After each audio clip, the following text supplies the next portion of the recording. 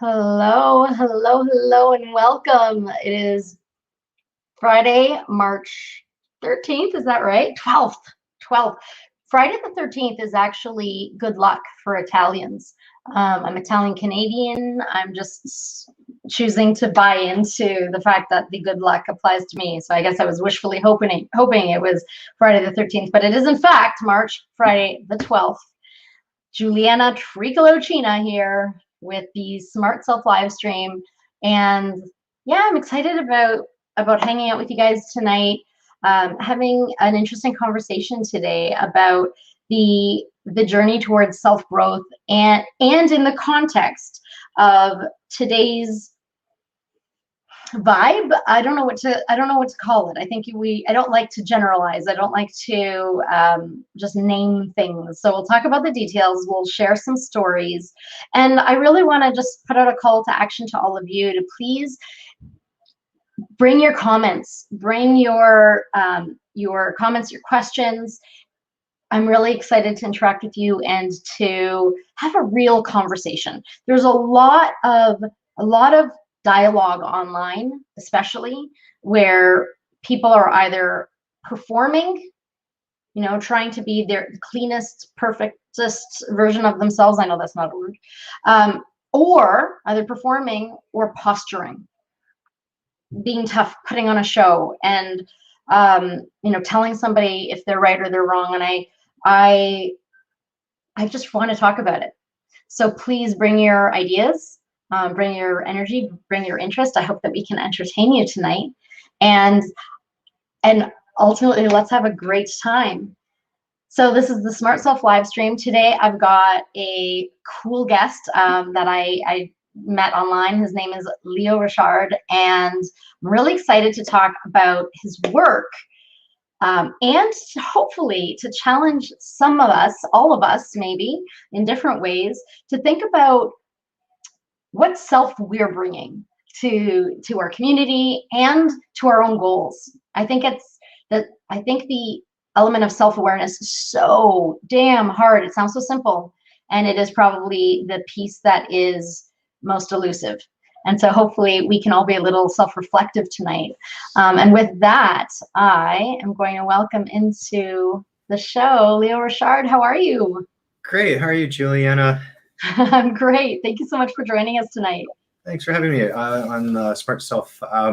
I like the kind of brand you're creating. It's really good to handle one of the things I was listening to you there was like how people perform and posture and you kind of navigate, and I kind of relate to it. Like one of the biggest games on the planet right now is about competition, the better than, less than, worse than kind of game of like all the IER words, the wealthier, uglier, prettier, smarter, blah blah blah blah blah, all those types of words, and that's like a big struggle right now with the whole COVID stuff of like, oh, you've got a job, or whatever, right? It's so true. It's and I think it's particularly hard. I was talking today about Zoom fatigue, like Zoom meetings, right? And one of no one really did the level of research that they're doing now into stuff like, why are we all so fatigued and drained working from home? Like you'd think you wouldn't be. And one of the new pieces of research is that staring at yourself all day is fatiguing. Right? Okay. Yeah, it's so interesting because I think we've all had that experience where we've caught somebody looking at themselves in the mirror, and it's like immediately there's someone different when they're looking at themselves, and then when they go back to to not looking at themselves, they stop that performance, they stop posing like it's a camera on them, and to do that all day long while we're on Zoom meetings it makes a lot of sense. It's quite logical, in fact. Go figure. Okay, neat. All right, okay, I get that. Yeah. Cool. Lots of transferable lessons there. Okay, so Leo, where are you from? That's a long story, but like where I am right now, I'm in north, kind of Western Canada area, near Edmonton. Some people may have heard of Edmonton. Most people know Vancouver, Montreal, or Toronto. So somewhere over there we can, the same train tracks go to the same cities. So, but That's totally fair. I have to say, I spent some time in Edmonton, and I think I mentioned this to you once, that I arrived right before a blizzard hit, and the blizzard lasted, and I was supposed to head out, and I couldn't get a cab. Like the cabs were taking forever. I couldn't get a cab to the airport, and someone I had met at the conference, I ran into her in the lobby, and I told her that I wasn't going to make my flight, and she drove me to the airport and got me there on time. And like, how can you not love that? You know, like that's special people. Yeah, well, Edmonton's got the most northern city with 1 million plus population in the world. So there's a reason why there's a million people here. That we all kind of grind together in our -40 weather sometimes that we had like 3 weeks ago here. So yeah, need, right? Necessity breeds invention. We find a way to get along. Yes, totally. Very good. All right, awesome. I'm so glad that we're chatting sort of across the country. And also, I'm very interested in the work that you do. Now, you work in mentoring and coaching, and you do so with as far as I understand, and please correct me if I'm wrong, but you do so with an emphasis on results and on impact, but also with, again, I hate using this word because I don't want it to be misleading, but I think with a softer touch, it's not all about numbers. It's also about the qualitative element, which I find a nice balance. Is that a fair characterization?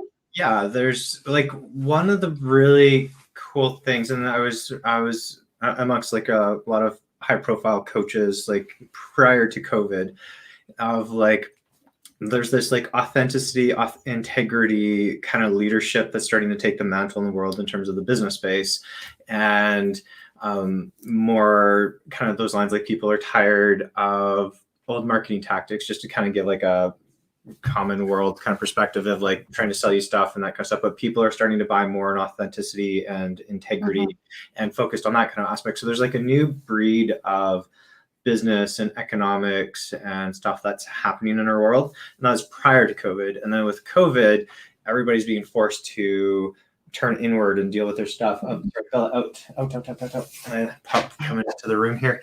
And I don't mind. you don't mind. All right, cool. And so there's this aspect of like the raw, vulnerable nature of people starting to show up, and you're in your pajamas getting onto Zoom meetings, speaking of Zoom fatigue and whatever, and everybody's sort of like experiencing that and getting to that space. But there's a realness, like you can only like there's this kind of cliche thing that you can only love someone as much as you love yourself, right? So you can only help people as much as you can kind of help yourself, and you can help yourself by helping people, but you need to have that kind of intention, and that needs to come from a place of authenticity and integrity.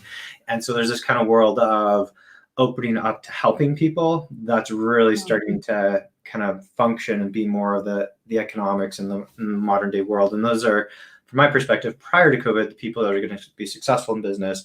And I'm watching all sorts of coaches and consultants and really tank, like they come from it of just wanting to make money. The ones that are coming from like really wanting to help and really going forward and outcomes and results and all that kind of aspect are really starting to like generate like really decent capital and rewards and outcomes, and for just being authentic and real with themselves. So yeah, I love that. I think the awakening for me around that kind of voice was probably watching Brene Brown on TED, and I actually don't remember what year she had her first talk, but I think that was the first time I saw true vulnerability alongside a professional message. And it's kind of exciting to hear that you're seeing signs of that in your profession. How did you become a coach? Did you always know you wanted to be one? It's just sort of what I got pushed into, or not pushed into, but just sort of this is what I do. And then all of a sudden there's a label that was called a coach. I was like, oh, interesting. There's actually a title for this. And so but I've been doing what I've been doing for about 20 years professionally, and helping people with my skill set and what I've learned, and grown and evolved and learned more things over the years and integrate that. But how I got involved, I mean, there's a few different ways I could approach it. There's the since I was a little kid, I was always aware of people's emotions and attuned to people really clearly. got into a lot of trouble as a teenager that kept me out of trouble in a certain way. Interesting. And so I used my sensitivities and awarenesses to keep me out of trouble. But then some of my friends got into a lot of trouble, and that kind of snapped me out of like, what am I doing with my life? And decided to, okay, what's the meaning of life? And so this kind of echoing thing or image that I have is that we live on this tiny rock in our solar system, in this universe or galaxy, and what the heck is all this? And then we focus back on planet Earth, and we're here working 9 to 5, working the grind, paying off our mortgages, having dysfunctional relationships. I think there's 4 countries in the world right now that currently aren't at war. Wow. And it's just silly. Like, you know, our purpose isn't the 9 to 5 grind. I mean, sure, we can like to do things and be part of life, but there's a whole other, you know, what the hell is this all about, right? Yeah, for sure. And so that kind of forced me to kind of like get into this kind of helping space, or like, and like figure out my own stuff and that kind of stuff. Because there's a lot of, I was having relationship issues, and the list goes on back then. That's over 20 years ago now, but like, so. That's really interesting. Can I ask, you mentioned that you got into some trouble that might have kept you out of some trouble. Can I ask, what did you mean there?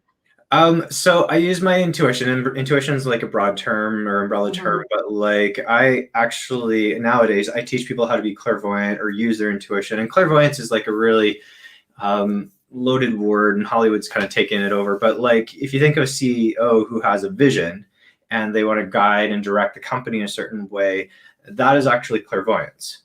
And like your ability to it's not about like, oh, your aura's pink, or, you know, it can be, but like your ability to see stuff, to be able to see people playing games or head trips, and, you know, seeing the dysfunction of politics, or whatever kind of, your ability to see that kind of stuff is clairvoyance. It really is in that kind of aspect. So I used a lot of that to read patterns in different people and situations that kept me out of trouble and all that kind of stuff. So yeah, that's interesting. I believe I come from an Italian background, and sometimes just immediately think of the origin of a word because of where it comes in, like how it relates to how English relates to Italian.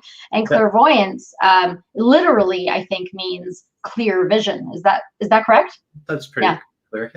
Yeah. Okay. Yeah, it makes sense actually. But definitely, I hear you that could be misread, misunderstood by people. I did, as I was looking through your profile earlier today, I remember seeing the word, I don't know if it was spiritual or spirituality.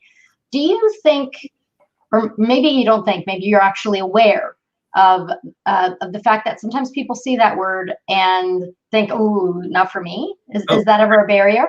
It turns me off. When I see someone labeling themselves as spiritual, I'm like, sorry, you're not my friend. Like that's literally, because as soon as you say you're spiritual, then there's almost like this arrogance that goes with it, right? Like my line of work, it would be, in the mainstream, would be considered spiritual work, if you will. But I don't actually consider myself spiritual. Like I meditate, I do energy work, I do all that kind of stuff, but I'm still, I don't give myself the label of being spiritual. But, the reason for that is the context of like physical reality, right? 3D working in physical reality. I don't consider myself physical, right? I am material, I have a body. There's spiritual reality, and I don't consider myself spiritual because there's a spiritual reality. I don't consider myself physical because there's a physical reality. I'm part of those realities, but it's more of a what is than like I need to make myself spiritual so that I'm cool, or like it's got this cool, trendy, like how Pilates was in like the 80s, where just like it started to become around every corner, and then yoga started to do that 10 years ago, 15 years ago. It's trendy, like meditation is becoming trendy.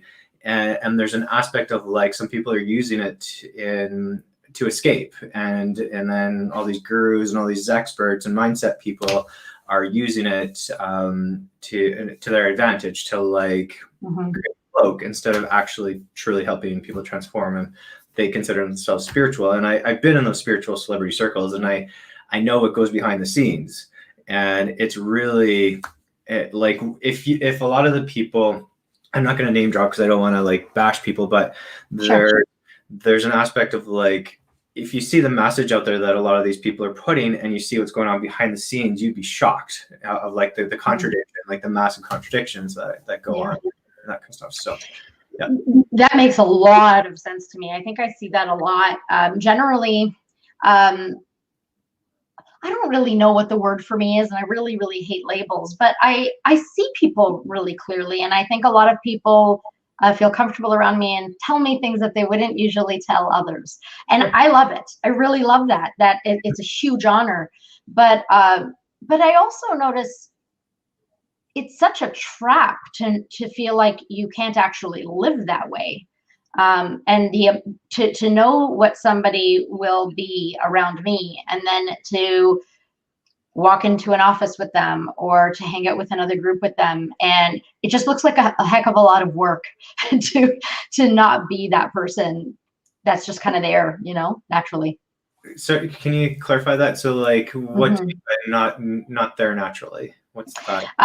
Well, I mean the fact that, well, some people act, it's the positioning and the posturing, or sorry, the Okay. performing Yeah. and the posturing, right? It's Yeah. the fact that, it's not okay to be, like, I think right now, maybe the best example I have is the number of people in my world that I notice publicly are using a very, very set type of language and behaviors and displaying certain values to align with whatever they consider the woke agenda to be right now, Sure. because they don't want to be bashed, they don't want to be on the wrong side, they don't want to hurt anybody. But then when they are not in a room with other people, or they feel safe, they'll say, I actually didn't think that was offensive. I'm so sorry that person got so angry at you, or I know it's not okay to say that this person's ideas are not terrible, but some of them are just terrible, and I feel like there's not really freedom to be oneself, and it seems like a lot of work to me to constantly have to perform that way. Yep. And like my take on spirituality, if you will, is freedom. Like when people talk about, I want to be free, and what I understand from the vast majority of clients I've worked with is they really just want to be connected to themselves and free emotionally. Sometimes it has something to do with financially free, but you can't be financially free if you're not emotionally free or spiritually free or energetically free, because even if you make a ton of money, you're going to blow it because you don't feel like you deserve it or you're good enough, right? Yes. And so when I work with my clients, there's an aspect of like they share their raw, vulnerable spots that they won't put on the public face, right? Or in the groups of people. And it's like two personas. I mean, there's even like a Japanese term, or a couple Japanese terms. I don't know which means which, but there's ane and then there's tatamai, and one is the mask you show the world, and then the one's your true self or behind the closed doors kind of stuff or whatever. And so that's what a lot of people think is okay. That's what our cultures teach us, is like, this is who you present yourself to the world, this is who you are behind the scenes. And then that said, there's all the cultural programming and the family upbringing, society, whatever, that teaches you who you should be as a man or as a woman or transgender or whatever kind of stuff. There's all this like programming about all sorts of different things, and then you become that. You're white, therefore you're this. You're black, therefore you're that. If you're white, then you must somehow be racist. If you're black, you're somehow racist towards white. And then you got red, yellow. There's all the like cultural programming and like hierarchical posturing in our society, and then we're all stuck in like being politically correct. And we're all stuck in being, Mr. Nice Guy or Miss Nice Guy or whatever. And then we're not authentic because we're so focused on being kind or polite or morals or values, principles.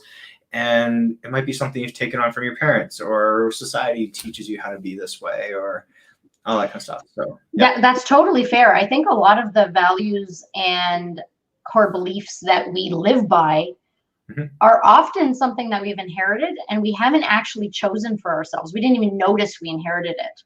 And it's challenging. I sometimes think about women in my family and how they have these contradicting fears and beliefs and values around things like, family comes first, you protect each other, all of that. But then also the world's a terrible place. No matter what you do, someone's going to get hurt. And it's like, well, how can you ever feel good? You know, if the family is not all together, they're terrified about what's happening. You know, there's never any peace.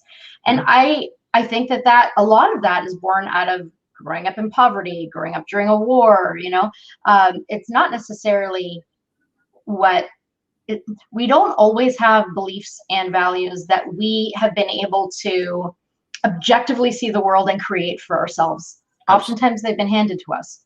And that what you're talking about there as a 30,000 foot perspective is what I would call people are trying, or is what I believe people are trying to get freedom from. And when they talk about wanting to be free, is all that's from a 30,000 foot perspective, if you will. You actually have a process, if you want to hear it like really crunch down, how you actually break out of that.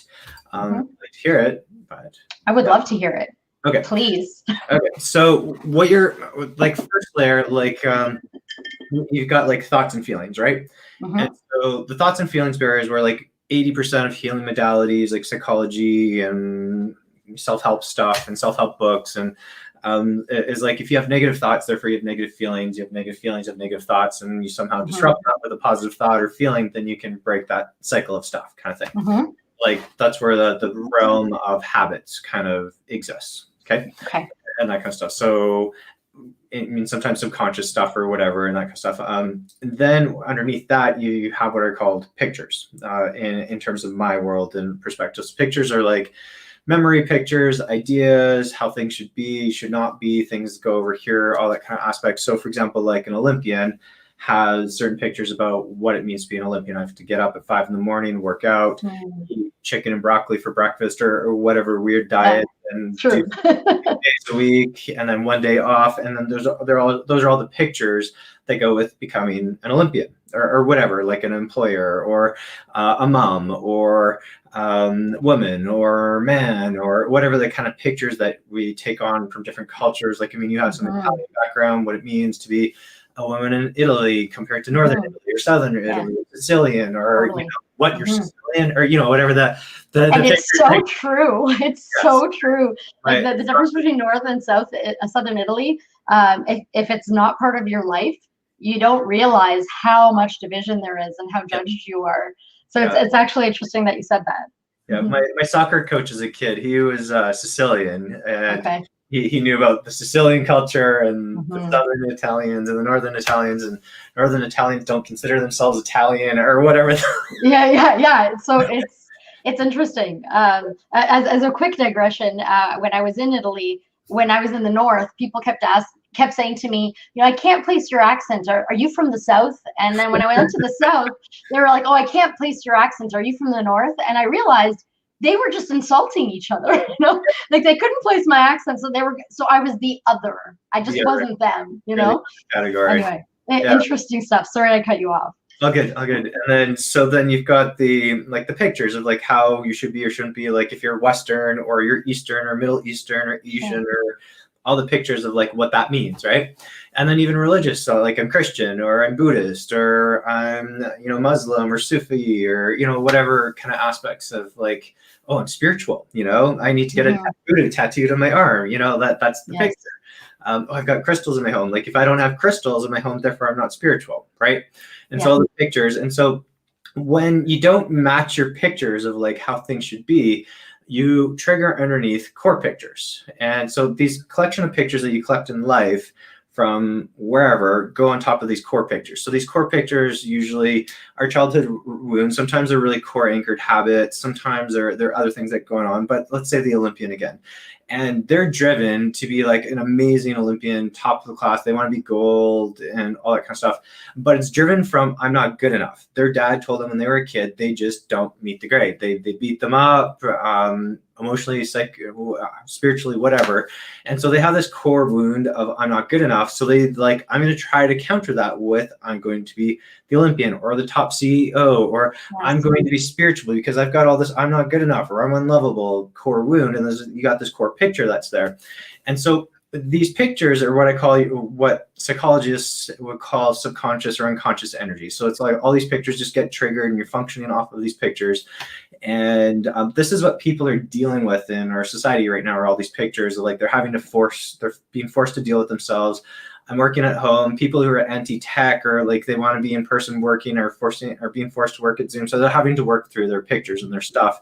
And that's the kind of mirroring aspect of like looking at yourself that you're talking about with the Zoom fatigue earlier. They're working their pictures about themselves, and it's really in that aspect. And then, so underneath that is you've got programming. Now, only two things that I know of that can tackle, or three things, including myself, but there's only two things that I know of that can tackle programming. One is EMDR. I forget the whole word or verbiage or wordage of that, but it's a psychology thing with strobe lights that you look at the lights and different things like that. It's pretty intense. It doesn't really help you focus on your goals or your intention or whatever. It just helps you deal with like trauma programming kind of stuff.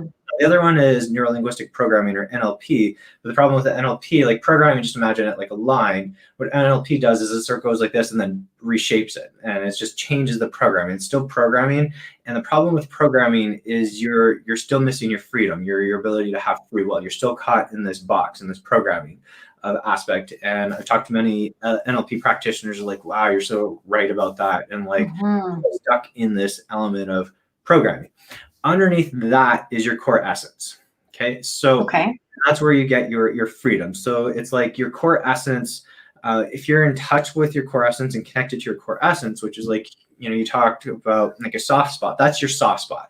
It doesn't mean it's weak. Doesn't mean there's no strength or anything like that. Your core essence is actually very strong. You can think of a sun, right? It's a nice soft warmth in the summer, but I'm not going to put my finger in the sun. It's going to hurt. Like, it's strong, right? Aspect. So that is what impacts and removes or dissolves programming. And programming impacts your core pictures, which impacts your pictures, impacts your thoughts and feelings and so forth. It's all layered on top of each other. So let's say you had a situation when you were a kid, and you have Eastern culture and Western culture contrast, and this 11-year-old kid loses his parents, both his parents, in some traumatic car accident or whatever kind of thing. And in Western culture, oh my God, he's an orphan, poor kid. It's such a sad, ugly, sour thing. Too bad for him. You know, his life's going to be messy. He's going to be an orphan his whole life. That's the kind of picture. It's a bad thing, which informs the core picture of like, and that's the program of Western culture. And that informs the core picture of like the feeling of it and the experience of it and what happens, which informs all the other pictures and the creations that that person creates for the rest of their lives and their feelings. And that can be in other aspects, not just something so extreme like that, but, you know, just being in Western society, there's a certain program that goes on, and then it impacts everything else, right? Take it, someone from like an indigenous culture or Eastern culture, death is often seen as a celebration of life. It's like, oh, cool, you got to experience the 11 years of that. It's the edge of the bad is not as strongly there. Sometimes there's some sadness and whatever, but it's got a different program, which then will inform that pictures, the core pictures very differently, and all the other thing that's layered on top of that. So that's part of the dynamic. And then when you get back to your core essence, you're free of all that programming and all the pictures, so that you can access yourself without all the trauma, all the wounds, all the whatever, and be free of all that, like having to go to counseling for 30 years kind of thing, for your life to deal with that stuff, and then let alone ever getting to your goals and your intention and kind of stuff. So yeah. Oh, that's so fascinating to me. I'm probably going to rewatch this part a million times.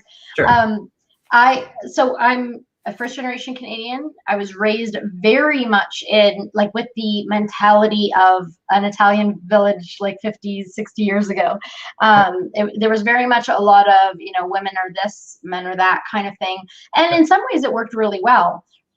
So at home, we grew all our own food in our regular backyard. It was all garden. We made our own tomato sauce. We pickled our own stuff. We made our own wine. We made our own meats. We would go to the farm and get an animal and, you know, strip it down with the family, and we would share the animal, you know. And then I would go to school, and it was a completely different world, and no one understood me, and I didn't understand them. And it kind of happened in a serendipitous way, but I ended up getting curious about academics, and I applied to go to university, and I did so in secret because in my family women didn't go to university. And I remember I was trying to get some like a grant or something, some financial help. And in order to qualify, I had to be working with a coach or a therapist or something. And so I found one, and I was working with him, and he was part of the university. And he recommended that I join a support group for new immigrants having trouble assimilating. And he knew that I was born here. But it was just such a different world. And like, I remember meeting like one of my closest friends now, he's Jewish, and we were having a discussion about religious rights in our political science class, and he followed me out, and he was like, hey, I was interested in what you were saying. Can we continue that conversation? And through the course of the conversation, he said, I'm Jewish. And I was so sheltered. I actually said, with like no ill intention at all, but I said, oh, where's your hat? Like, right. Imagine, right? Yeah. But I didn't mean it in any terrible way. And he kind of giggled and was like, okay, yes, and I'm circumcised too, kind of thing, just kind of laughed with me. But it's just so interesting how I think it's easy to think that you're different, that, my story was this way. I had that exact thing that you just talked about.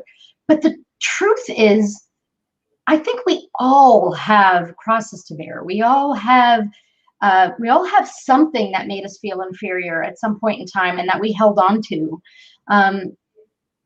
And so here we are in a time and place where I think we are taking, I'm making a generalization here, but I think a lot of people are taking great comfort in blame.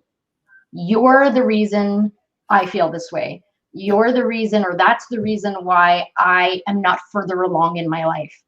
And I think, again, it's easy to feel that, because at that point you're the victim, without seeing all of the ways that the person who may or may not have victimized you is also victimized.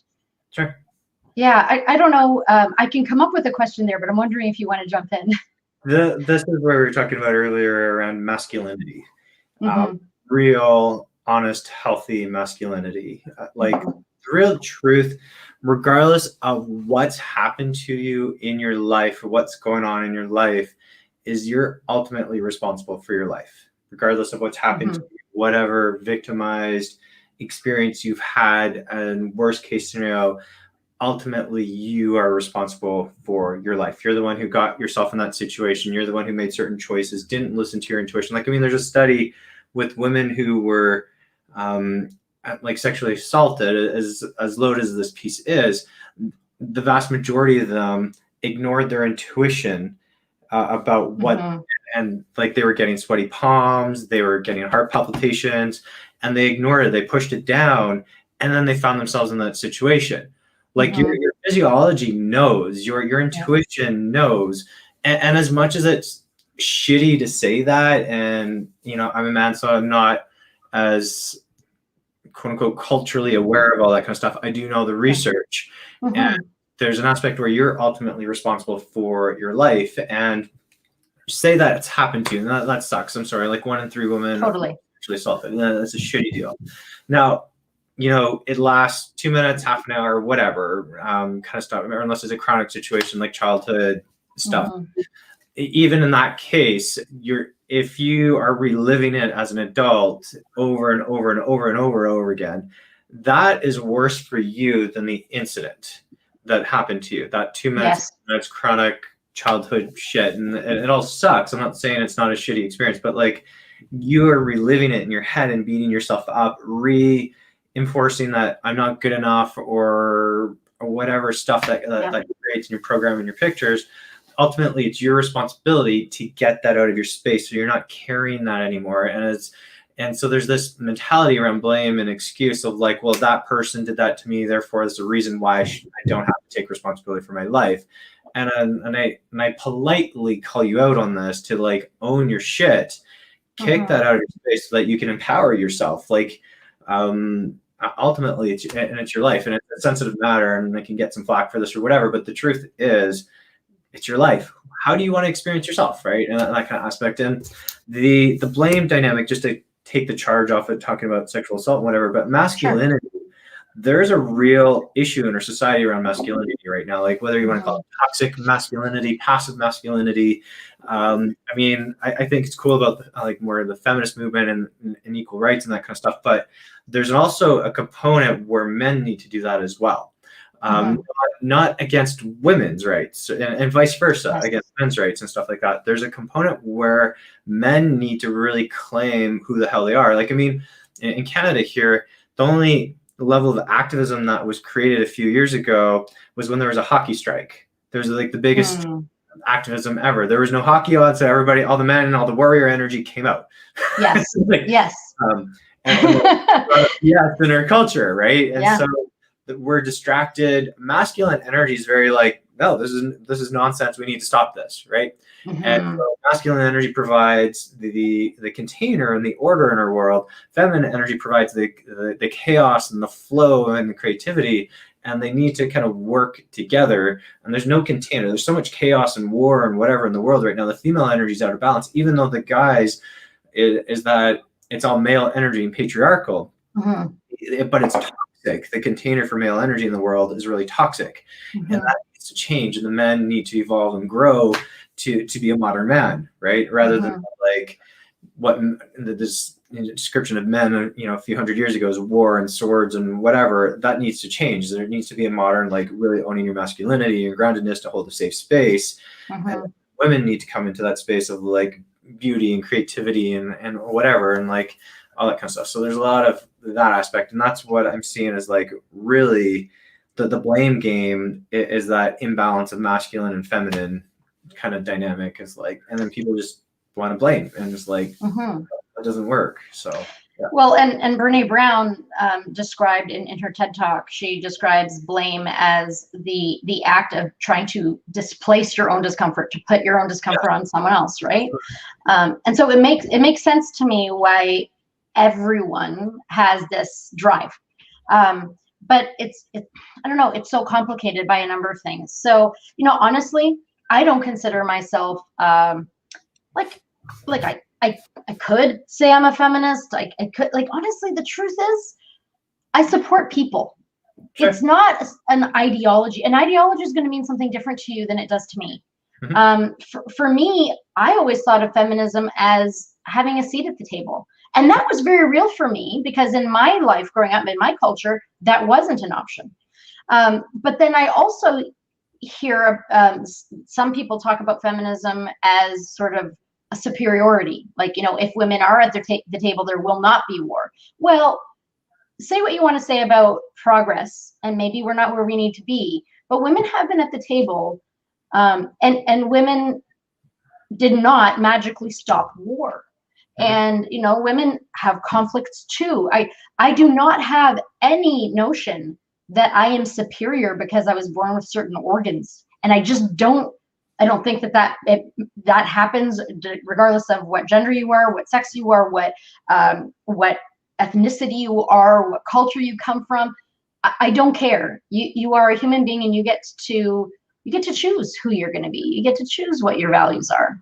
I really like your point around where you come from as a support of people and aspect. I think that is a really great kind of pivot that we might actually need to kind of go into, and it's just like a support of people. Like I mean, anybody is out there. Like, I've had a coach tell me this before. So are you going to a kindergarten classroom, and not that I'm like God driven or whatever, but it is like, you go in the classroom and there's 30 kids. Are you going to tell any one kid in there that they're not a child of God? Like, right? Yeah. In that aspect, not that I'm religious or whatever kind of stuff, but like, why does one deserve it and not, kind of thing. So, yes.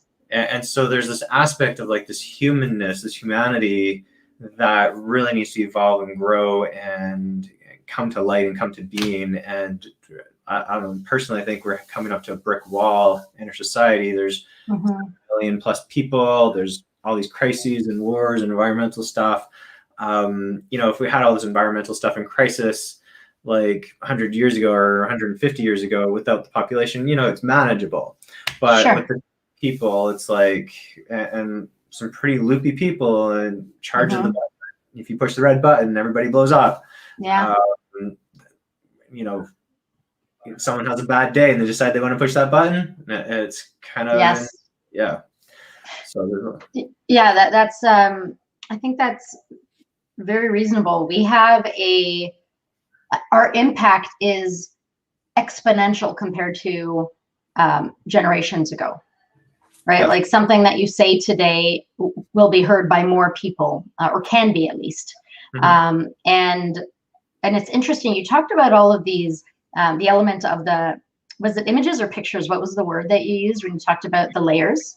Yeah, pictures. Yeah, I think it's so interesting that from a social media perspective, we're almost recreating that literally.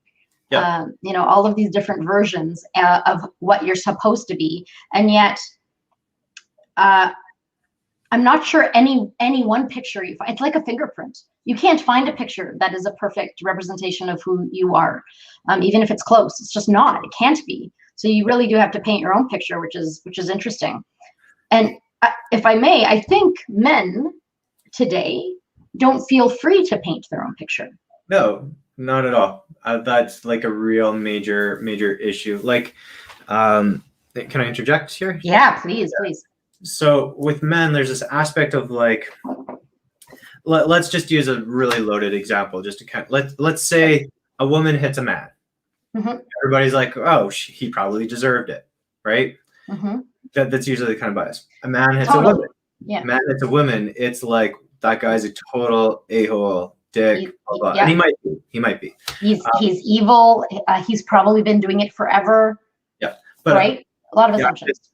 What I'm doing is grasping or highlighting the charge difference between male and female pictures, right? And like what's permissible, what's not. So I'm not saying hit women. I don't support that. I think it's BS. It's not like, okay either way. Yeah, and so there's an aspect of like, men are really ostracized in terms of like what have you. Like, I mean, sure, men typically have more strength is sort of the idea, but if you have a mama bear and the kid's about to get hit by a car, that mama bear's got some pretty sheer skill. Mm-hmm. You're not going to mess with that mama bear, right? Totally. And so, like, where's strength really, right? Mm-hmm. And so there's an aspect of that, but like, I mean, I was trying to find a men's group just to join for myself, to hold space for me to like have a dialogue, and that was really hard to find. And even the men's group I was in, there was an aspect of like, I found myself, I was the one holding the space for the group, kind of the dynamic. So men have so much baggage and so lack of freedom to communicate. And then even if they do communicate, it's like in a layer of like, has to be in a certain program or a certain way. It's really interesting, that kind of aspect. So there's not a whole lot of permission for men to really be men and really find that masculinity. Mm-hmm. Like one of the I recently read a book by McConaughey, and it's called Green Lights, and I love the rawness of it and like the transparency he has around his life and his time in the bathroom and like experiences in Australia, and just totally visible about his shit. I'm sure there's other stuff behind the scenes, but like it's really raw masculine energy that is really worthwhile to kind of get a frame of like, holy shit, this guy's talking about his stuff. And like there's not a whole lot of that in our culture, in our society, where men just like, men have to be strong, and you show anything that's quote unquote wrong, then there's something weak about you and that kind of stuff. Like men aren't allowed to make mistakes, right? Yeah. And that stuff. So yeah. And I wish I had done a bit of research about this, like leading up to this conversation. I didn't know that this would be a thing today, but so I don't have the perfect stats, but I understand that men are more likely to die on the job. They die younger. They're more likely to commit suicide. And I'm sure that there's a bunch of other data that, maybe men's rights activists would share, or just people in the know about gender issues. But that stuff is not really talked about. And I can't help but think about, I've been teaching anger management classes for many, many years, and I can't help think about this number of stories I've heard where even if you take it with a grain of salt because it's their version, you still cannot imagine how that person is sitting in the chair in front of you and hasn't lost it.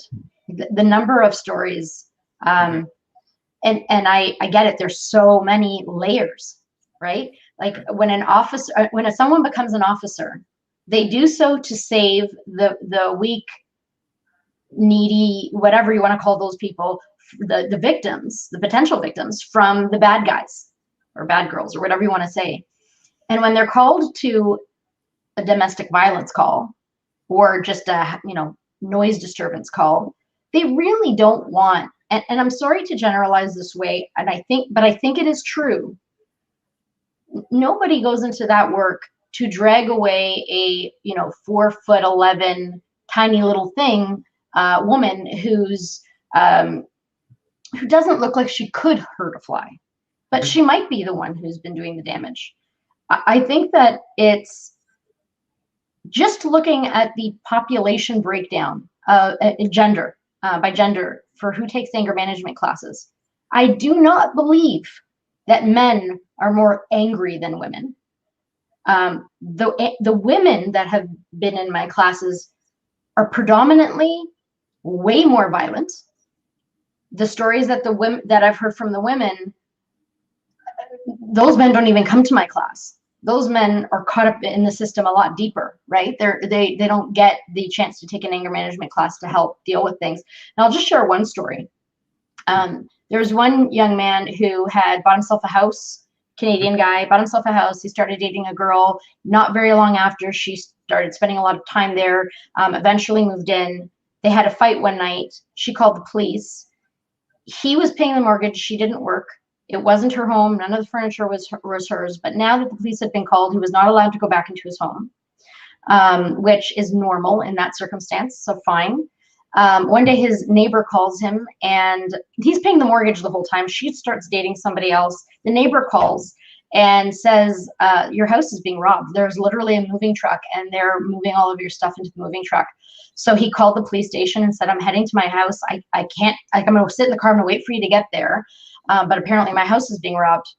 It was actually his girlfriend taking all of his things, moving it into the moving truck to move away with it. She called her new boyfriend, who was actually the cop that arrived on the night of the incident. And he, like, that cop came there and told the police officer that had arrived, don't worry, I got this. So now he's there with his ex-girlfriend and her new boyfriend, who arrested him, in front of a house that he's paying for but is not allowed to live in. He's sleeping on a friend's couch, and his house is being emptied out, and this officer is saying to him, I don't see anything wrong, but I do know you need to get away from this property. And even if I take that with a grain of salt, and there's some exaggeration in that story, talk about incredible inner strength that guy has had to at that period, throughout that period, display and reach for every single day. It's not easy to earn, to build something, and then to have it taken away, whether you were right or wrong. But from now on, you're painted with an evil brush, and it's all lost to you. I look to that person with respect for holding it together, for coming to the class, for opening up, asking how he could have dealt with it better. And I don't think guys get credit for that. I really, really don't. And, go figure. Like, I come from a very strict Italian background. I've seen lots of abuse, I can assure you. I've been the victim of some of it too. And yet I teach an anger management class, and all it teaches me is about how human the perpetrator can be. And I don't think the world gets to see that. And it's sad. Sorry, I've gone on a bit of a diatribe. Yeah, it kind of echoes some of my own history, some stories. Part of like where I'm at these days is in 2014, I did a massive life overhaul. I reset my entire life. I had 2 successful companies, 13-year relationship, all that kind of stuff, right? And I sat everybody down in May of that year and told them by the end of the summer, that I would, or that I told them I was resetting my life, and by the end of summer I'd figure out what the heck I was doing, kind of stuff.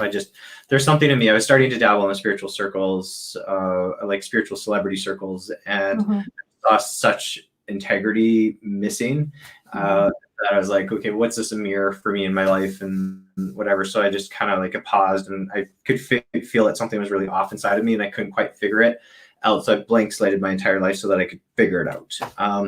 So I ended up losing my business partner, relationship partner, like it just got really brutal. I like ripped my life apart. And I could have gone the legal route and like fought for my stuff for like the next 2 years and legal fees and whatever. And I lost like 6 digits in assets of stuff, and just like tons of like what have you. And I made a choice of like, all right, I could fight for all that kind of stuff, or I could build a life that I want in that time frame, make all my money back, focusing on building life that I want instead of fighting for my old life kind of stuff. So I made that kind of decision. But like I was physically assaulted during that time. I had my entire client list like stolen from me, like and that kind of aspect, like lots of like illegal stuff. And I was like, okay, what do I need to do? And it was always like one next step. And that's actually how the latest leg of my business, like Peace Compass, and then it's branched into like personal brand, but like where that all came from is from my life reset and life overhaul. And how do you get from point A to point B when you're going through like massive like crisis, and almost every which way everything's coming against you, ripping your life apart. And my key word or vibration or belief or whatever you want to call it during that time that I was holding to myself was integrity. Regardless of what's happening in my life, my choices are based on integrity and that kind of aspect. So I held my integrity with shit that went down. And like I was like, okay, this is my new vibration in my life. This is what I'm creating, my foundation. Regardless of what this stuff is, it's trying to make me resentful or bitter, I'm going to hold my integrity to myself and go forward and create my life from that vibration. So, yeah. So I think that's beautiful. I'm glad that you were able to stay true to yourself in those moments. I think when we're really challenged, and I'll ask you this. Like my guess is that's the time where you actually do want to grab onto those pictures that aren't representative of you, but give you a justification of, well, this is how somebody else handled it, or, I'm allowed to do this, or maybe I'm just never gonna, whatever. Yeah. Oh, I could have totally blamed them. We were talking about blame today, right? So I could totally blame them for ripping my life apart, like losing all the assets. And I had 2 things that as I was going through that I was very clear with them that I did not want to lose. One was my dog, and my relationship with my niece, which was my partner's sister's kid. And I lost them both. And those are the 2 things that were like, I could lose everything else. And then, and I said that, and it was like 2 weeks later, that was gone. And it was just sort of like, whoa. And then, so I could have gone through the blame game and put all my energy into there. Right. And like I could still be in the blame game with it. But the people that heal, and this is, psychology based. I think it's Freud or Jung, that people who create meaning from a situation, regardless if it's a bigger meaning with God or a transpersonal kind of meaning, are the people that heal. Right. And so I was like, well, I could go in a fight and blame and whatever, or I could generate meaning from the situation. And I did. I took all of that learning, as brutal and like, holy shit, that really happened. Like, I'm still kind of like, oh my God, that happened. And like, took all that and I made a life out of it. Like I took like the compost, the shit, and grew flowers out of it. Right. And the garden. And it was great. It's been amazing. There's been opportunities that have shown up in my life that I'm like, would not have happened had that not happened. And at the time, brutal, sucked, whatever. I remember one time, like I moved into an artist collective and I was in my shower, And it's like a rain shower type deal. And I just sat there, and it was like 2 a.m. and I think I sat there on the tiles under the shower for like 2 hours, just Yeah. nobody could hear me, and like I was like, but like it's some freedom. yeah. Yeah, but that's the thing with men. Men do it in the shadows, right? And where they can't be heard or seen, or in that kind of aspect. Whereas women, it's totally fine, right? Yeah. And in that kind of aspect. But like, yeah, it's been really like just really cool that what's come of that, the richness of that experience, and the conversations I can help people with and help them navigate through because of what I've been through, and created meaning from it, and rather than blame. Kind of aspects. So yeah, and I think that is literally a daily challenge when things are hard, and when you're going through a hard moment, you have to wake up every single day and ask yourself, who am I going to be? If you go on autopilot, you're going to be blaming and probably going to your basest instincts, even if those are sophisticated for you, even if you've worked really hard and you've created some awesome emotional intelligence, you're still going to go to what you can handle and process at the time if you're not intentional. Yeah, that's a really valid point. Like the upside of living more consciously and intentional is that you're more conscious and intentional and get to create what you want out of life. The downside is that you're more conscious and intentional. Like, because you to be able to do it, you need to generate the energy of it. Like confidence is something that you need to generate. It's like you can grow it and grow it and grow it, but as soon as you stop growing confidence, it sort of peters out after a while. And that kind of, and the higher vibrations, joy, happiness, all that stuff, those are things that you need to be intentional about. Whereas things like negativity and depression and anger and whatever, those are all like lower vibrations, and those are just kind of like, they're just there. You drop your energy and it's there. It's like free for all. It's like there's as much of it as you want, but all the other stuff, the conscious stuff that people are craving, and the intentional stuff, you have to be intentional about it. And that's the thing about a lot of self-help and spiritual stuff, is that they don't teach you that you have to maintain it. They teach you how to kind of get there, and like the rah weekend of like, yeah, and then it peters out like after a couple weeks. Like it loses the energy, and then they're like back to their old selves and their old habits and patterns kind of stuff. It just makes me think of the pattern of losing weight, gaining weight, losing weight and gaining weight, right? It's actually about a lifestyle. It's about a daily choice. Otherwise you do kind of yo-yo, and I don't think anyone is immune to that. I remember doing an experiment I took a mindfulness meditation class, and it was actually run by a doctor, like an actual medical doctor, which was really awesome. And she did this experiment with us where we had done a bunch of work. So we all sort of had this classic negative mantra that we had identified, that was in our minds, that we were now spotting and we hadn't spotted before, kind of thing. We could see it coming. And so we were told to take one of those negative mantras that we've identified and repeat it in our mind for 30 seconds. Now first we rated ourselves on this like mood and like mental health scale. We repeated that to ourselves for 30 seconds, rated ourselves on the mood and mental health scale, and then for 60 seconds repeated the healthy, balanced, positive thought that we had developed together to combat our negative one. And not one person in the room came back to the same level of positivity they were at before they did the negative thing. Yep. It's just incredible the impact that negativity has. It is just more than double the impact of something positive. Yeah, absolutely. Like, well, think about this. Like, there's a place for destroying type energy, being able to say no, setting boundaries, like destroying things, ending things. But how long does it take to build a home? How long does it take to destroy it? You can literally destroy a home in like 5 seconds with like a bulldozer type thing.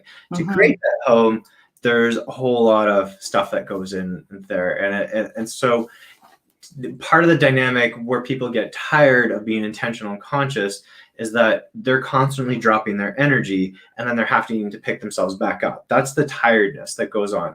Whereas if you have a process or system or mindset or energy or whatever to like hold yourself there so that you can maintain that space while stuff comes up, and then clear out the stuff while you're maintaining your energy up, there's a radical difference between the quality of life and that gap that's out there. And nobody's really teaching you how to do that. They teach you how to get rah up there, but then they don't teach you how to maintain it, kind of stuff. Like it creates a dependence on the system or that kind of stuff, rather than tools and skills so that you can get on with your life and maintain your space for yourself, kind of thing. So, so we've talked about a bunch of things.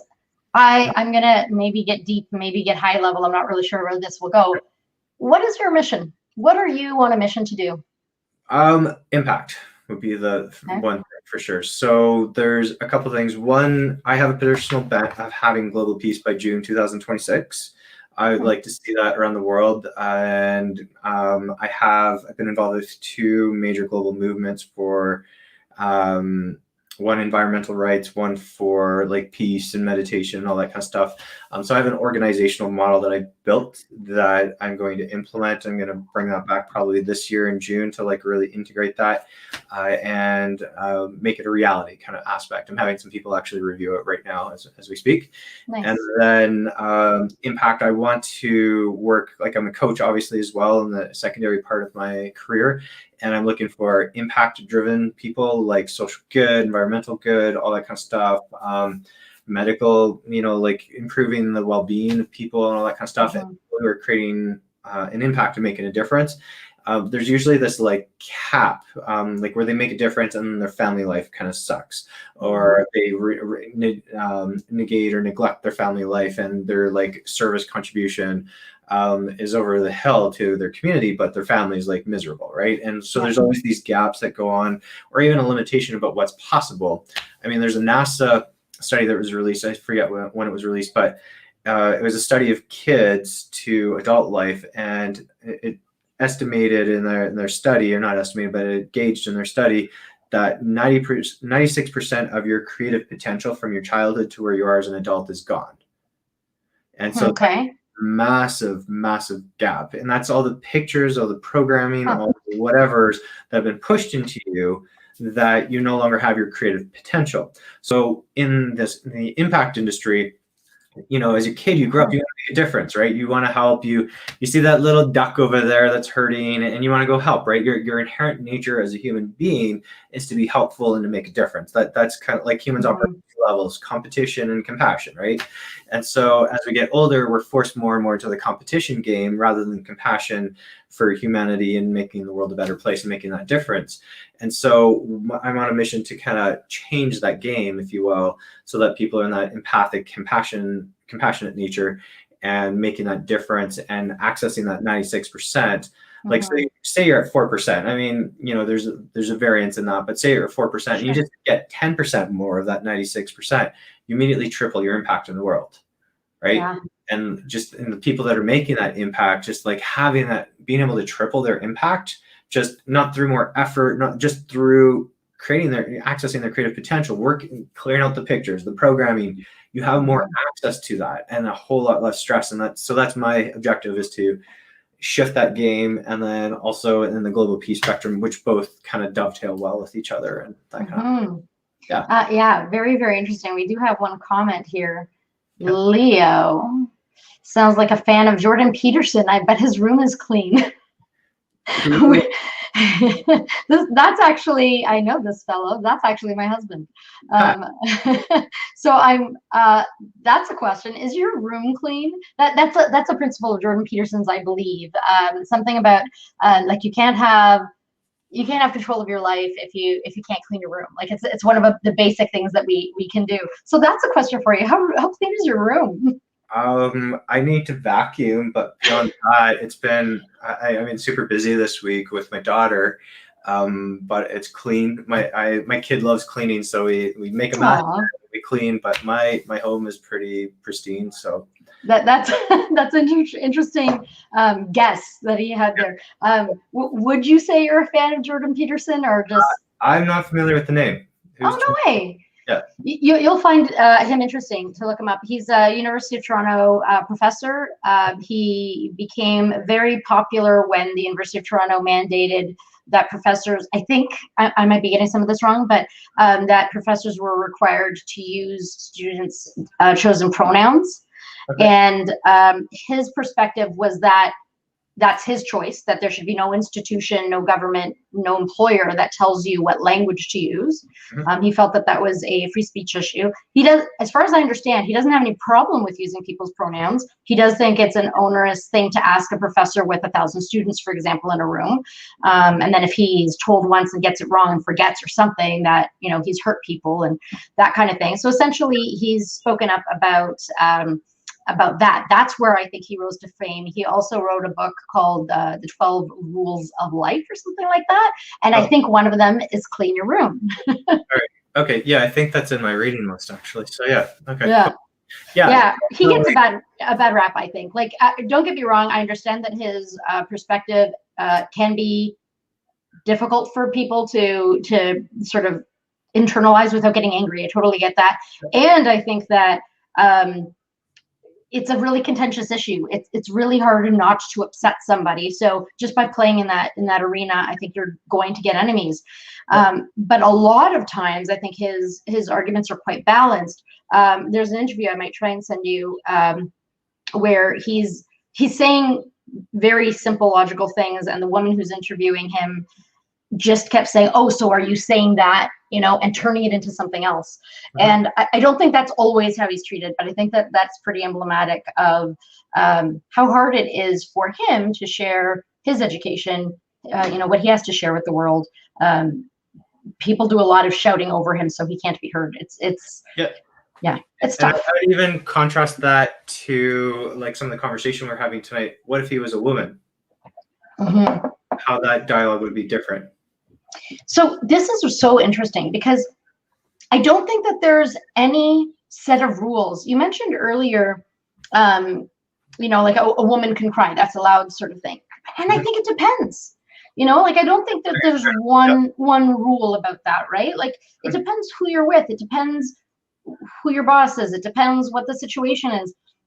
And so sometimes it is more expected, but it's going to really hurt you. You know, it really depends. And so I think, so that's a great question. You know, it's interesting. I think this was asked a lot around the time where the Capitol building was stormed. You know, what if it was, you know, what if it was people from this side of the political spectrum, or what if it was people of this color or whatever? And I hate that game. I really, truly do. And I'm not trying to say that offensively to you because you just said, what if it was a woman? I think it's worth discussing, but I don't think that it's worth jumping to conclusions that it would 100% be a completely different way. Good. It could be, you know, let's talk it out. Sure. So part of the dynamic of like being able to question things is to have a free conversation.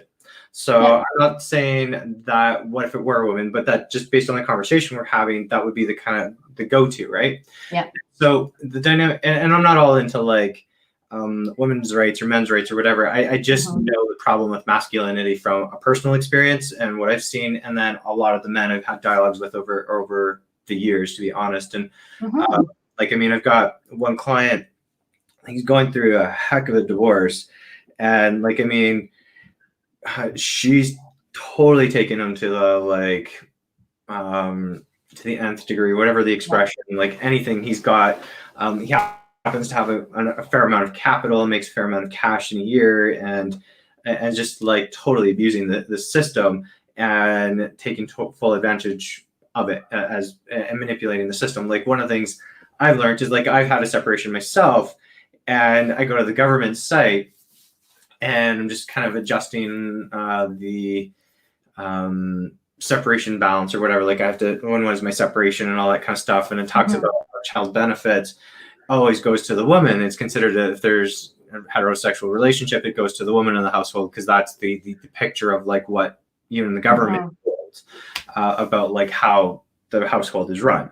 And so there's a lot of like, and that's probably true. I don't know, not my experience, because I'm like I consider myself a full-time dad, even though I've got my daughter for half-time, or even a bit more than half-time. But like, there's an aspect of like, you know, they're on the male spectrum. Some fathers are totally absent. On the female spectrum, some mothers are totally absent, even though they have full custody. You know, like either party.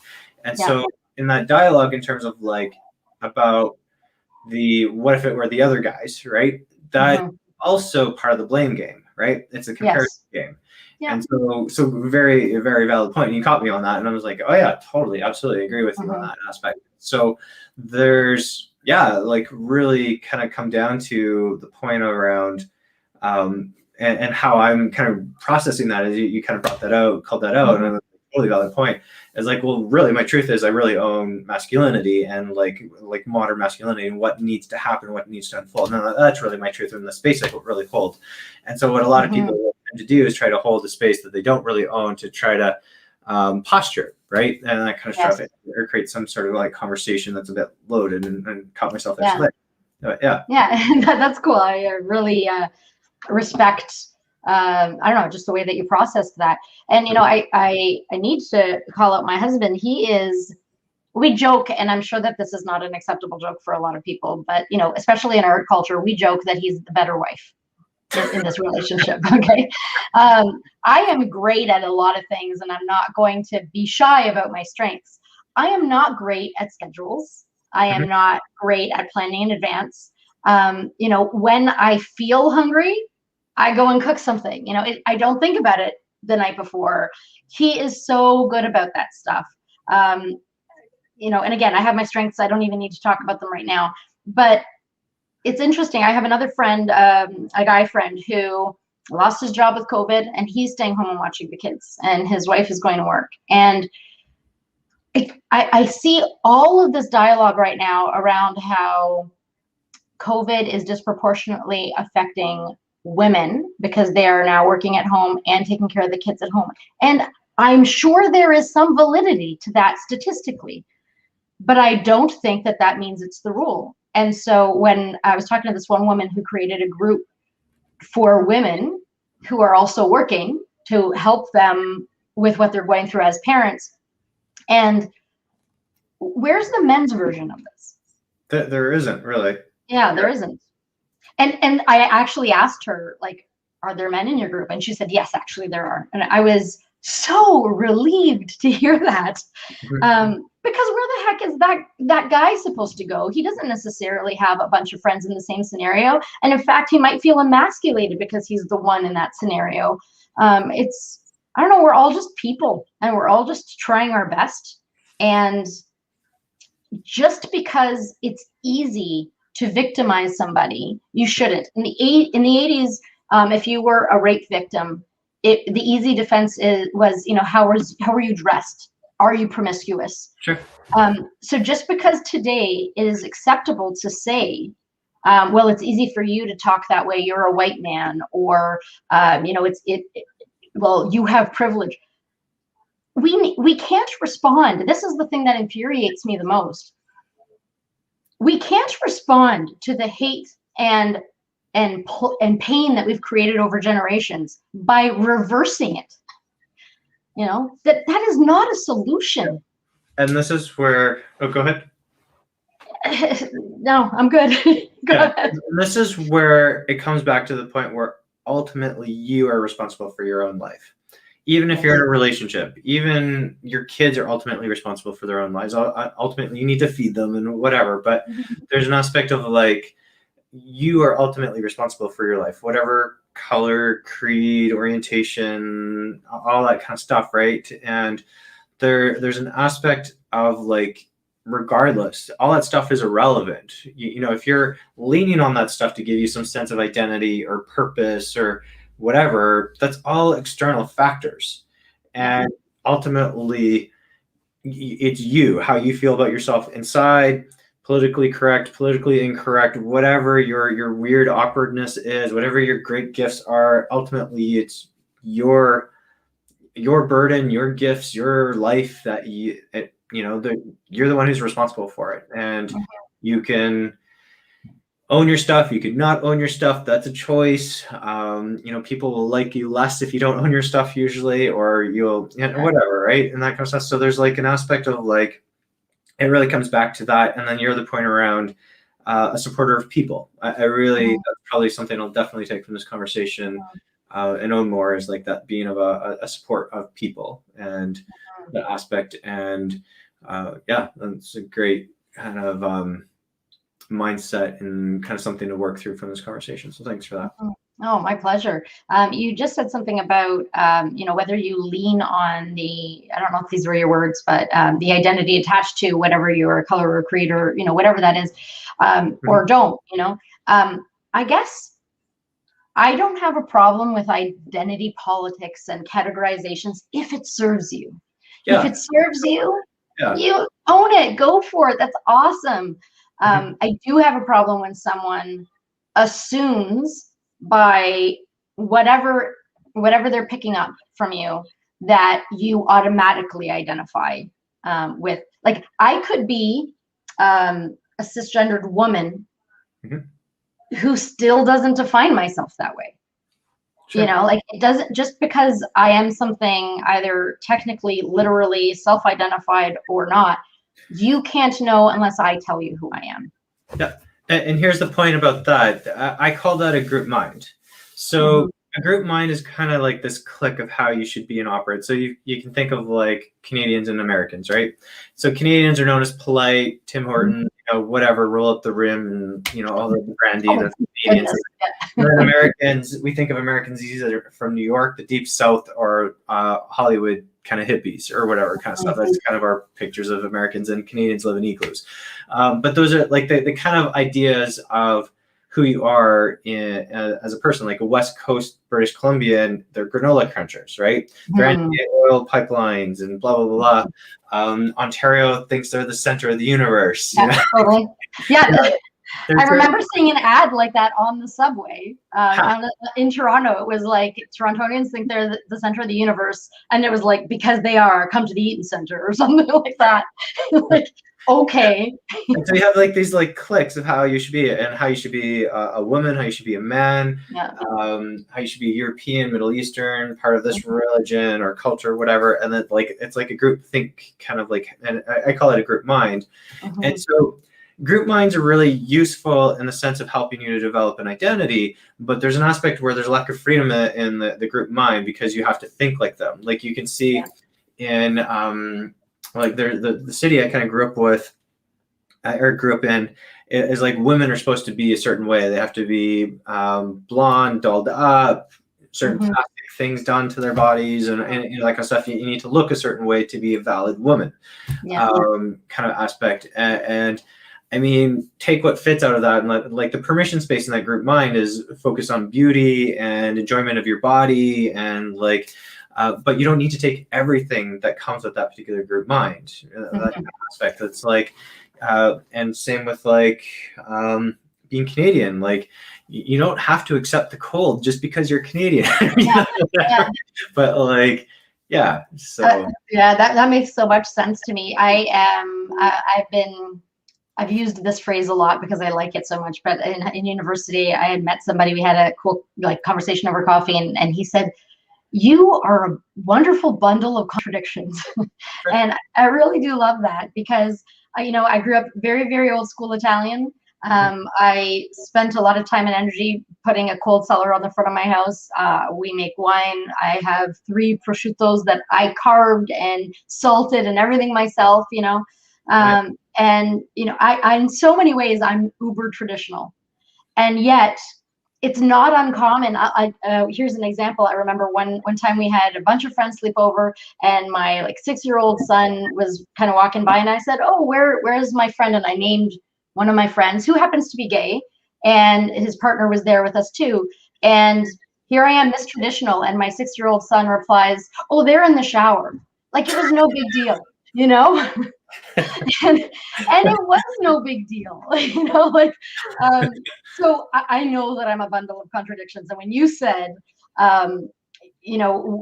like, every culture, every part of your identity will have a determination of how you should be a woman, for example.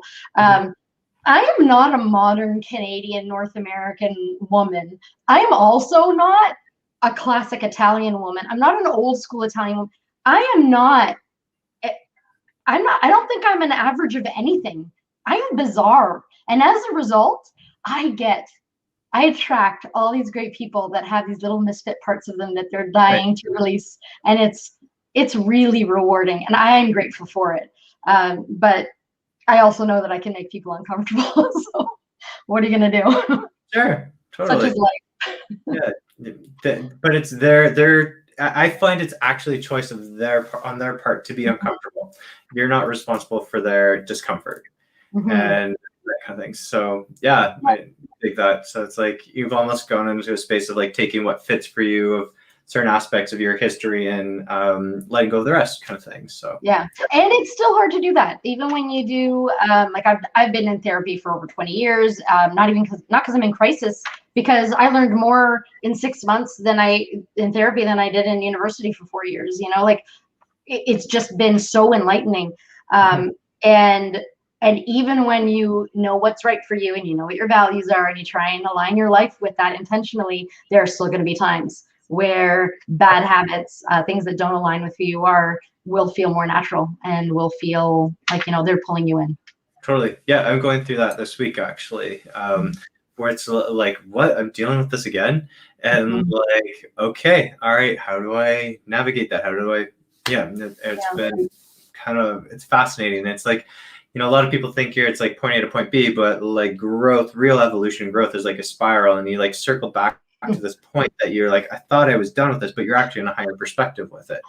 And like, that's how growth kind of evolves and grows. And then you're finally done with the lesson, or you think you're finally done with the lesson, and then you're like, oh my God, I'm back here again. It's never over. There's another layer of depth, right? Like that's the challenge, I think, with self-growth, is that they say wisdom is knowing you know nothing, and I think that's part of the self-growth piece, is realizing that you've got a heck of a long way to go. There's no end. Okay, so give me one or two calls to action in terms of why anybody should contact you and how they can find you. All right, so you can go to dlrichard.com. That's my website. So call to action, as far as like, if you're looking for like creating an impact, making a difference in your life, in your world, and really contributing in some way, like if you feel like you're capped in your potential and your creative potential, I'm told I'm your go-to guy. And I mean, I could say that about myself. I'm confident enough that there's an aspect of you want to untap your creative potential, get through the stuff. And if you want to do that in a shorter amount of time than like years and years of therapy, definitely there's like a joke of what you do in 6 months of work with me can take some people 7 lifetimes to work through. So that's the kind of joke with my clients and students and stuff. But yeah, you can go to dlrichard.com if you're focused on impact, making a difference, whether it's like being the best mom and having the best kids in the world, but just that impact, making a difference vibe. Those are my best clients and the people that really get the results from working with me. So yeah, that is awesome. So dlrichard.com. Yeah. Awesome. I love it. I know I want to stay in touch, definitely, and hopefully we can do this again sometime. Yeah, cool. Thank you, Juliana. Thanks for having me on this.